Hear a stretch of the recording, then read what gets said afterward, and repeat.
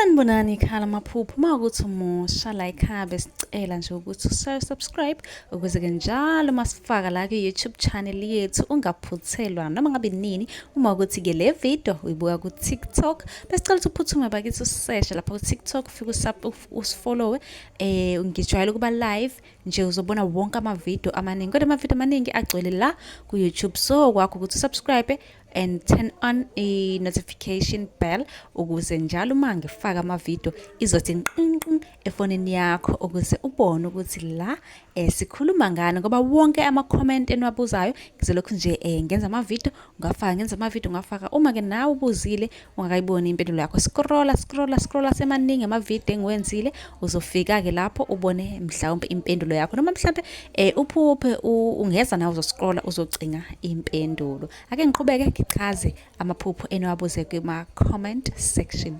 Khona obhale kwi-comment wathi-ke mina nginokuphupha ngilungisa ithuna, kube ukuthi mhlampe siyaklina ekhaya siyalungisa ithuna, ngabe ke lokho kusho ukuthini?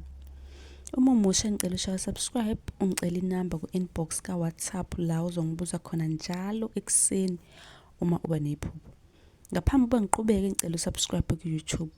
Uthi-ke lo ukuphupha ulungisa ithuna ngabe kusho ukuthini? Iphupho elikanjalo-ke silibi ukuthi-ke kunesidalo esicela niyosilungisela ithuna.